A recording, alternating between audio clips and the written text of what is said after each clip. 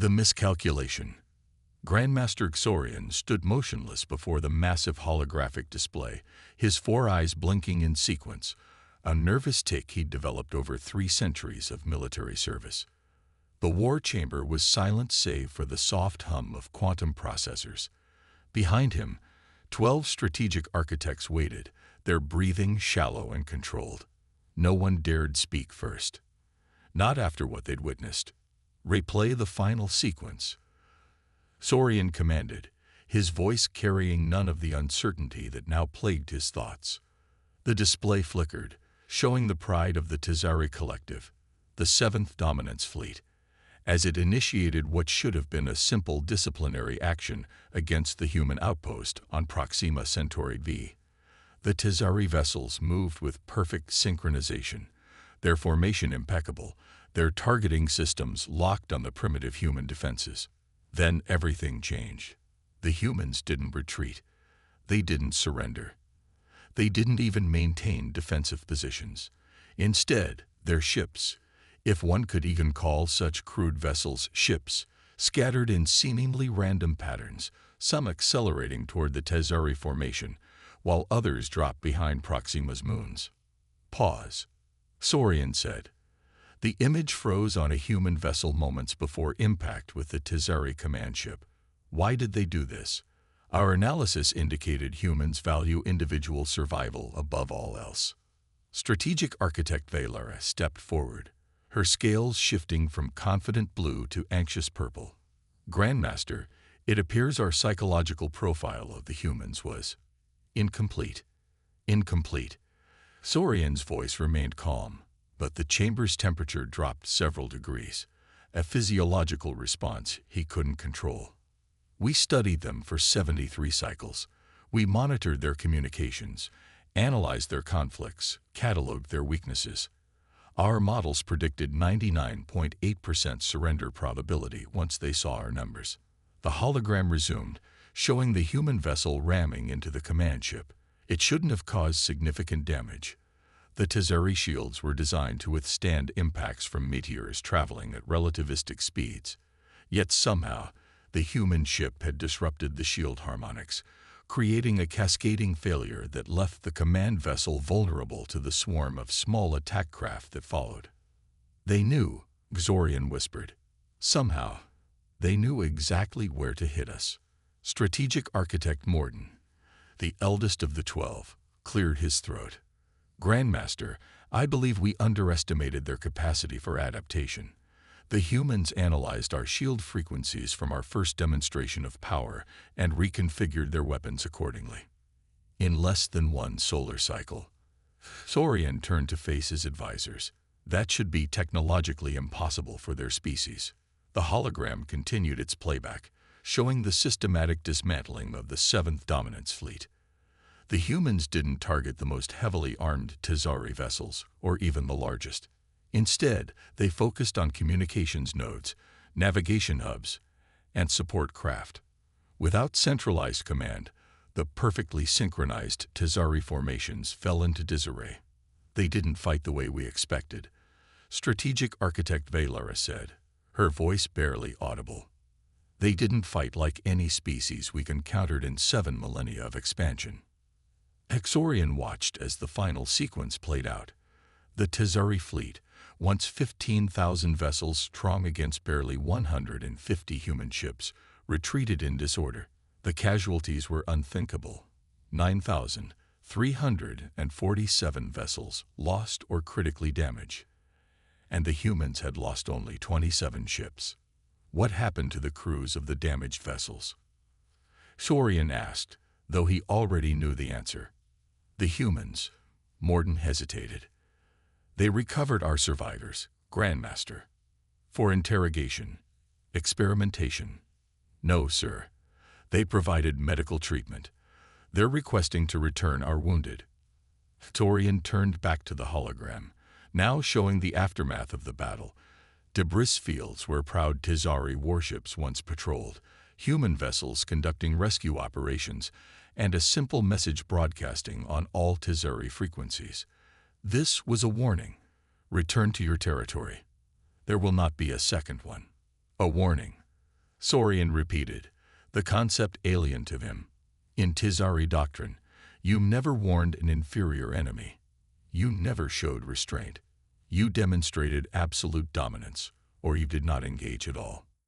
Yet here they were, the most advanced civilization in the known galaxy, receiving a warning from creatures who had barely achieved faster-than-light travel a century ago. Architect Velara, prepare a full tactical analysis of their methods. Architect Morden, I want everything we have on human psychology reassessed. The rest of you, analyze every moment of this encounter. I want to know how they predicted our shield frequencies, how they coordinated without centralized command, and why. He paused, finding the words difficult to form. Why they're returning our survivors.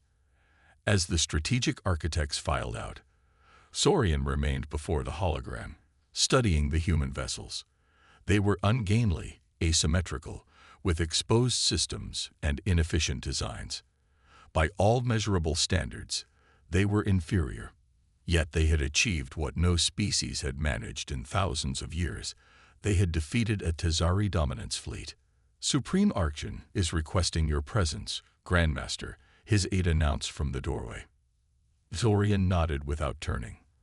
The Supreme Archon, ruler of the entire Tizari collective, never requested.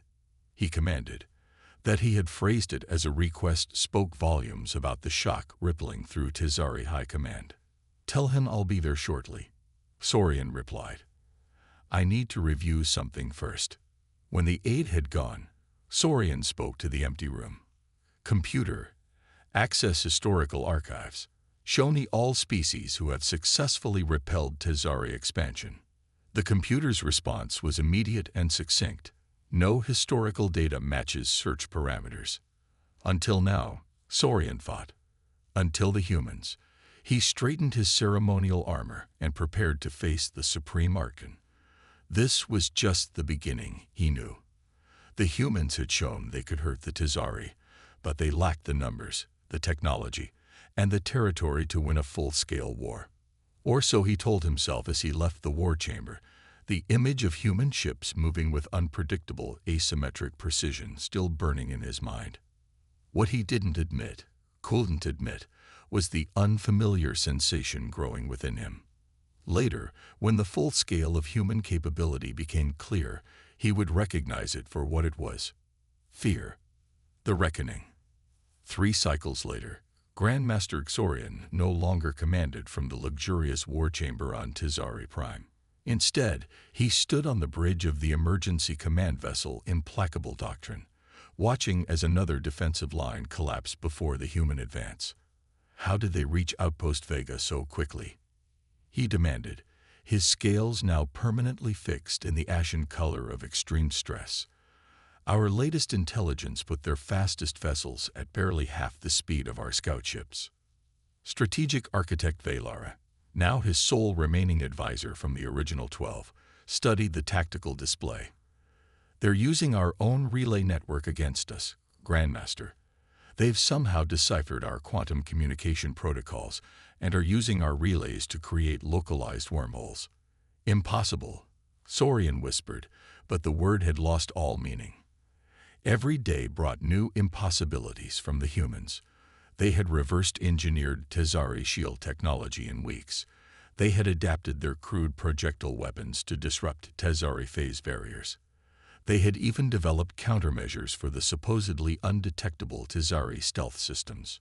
The 8th and 12th Dominance fleets are reporting simultaneous attacks across 17 systems, the communications officer reported, his voice breaking. The humans are. They're everywhere, Grandmaster. Saurian studied the galactic map, trying to discern the human strategy. There was no clear front line, no logical progression of territorial conquest. The humans struck seemingly at random. A core world here, an insignificant outpost there. A mining colony, a major fleet base. What are they doing? He asked, not expecting an answer. There's no strategic coherence to these attacks. Isn't there? Velara had been studying human behavior obsessively since their first encounter. Look at what they're targeting. Communications hubs, supply depots, command centers, and, she paused, cultural sites. Cultural sites. Saurian's confusion was evident. The archive of ancestral wisdom on Delari IV, the monument to Tizari Ascension on Corvus Prime, the temple of evolutionary mastery. Valera's voice grew quiet. They're attacking our identity, Grandmaster. Before Xorian could respond, a priority communication alert sounded. It's from the humans, the communications officer reported. Audio only, broadcasting on all frequencies. Let me hear it, Xorian ordered. A voice filled the bridge. Calm, measured, almost conversational.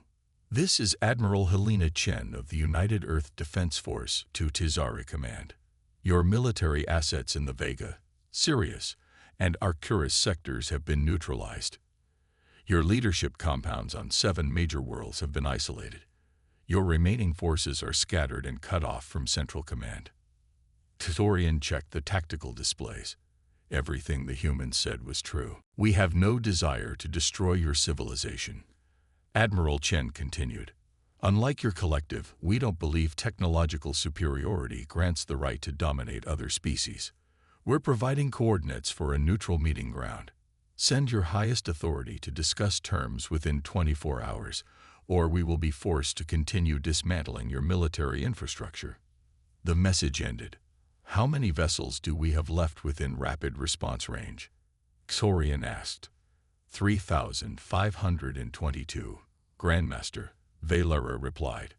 Against an estimated 217 human ships currently in this sector. The numbers should have been reassuring. Even now, they outnumbered the humans by a factor of 16 to 1. Yet everyone on the bridge knew the truth. It wouldn't be enough. Prepare my shuttle, Xorian ordered. I will meet with this Admiral Chen. Grandmaster, Valera protested.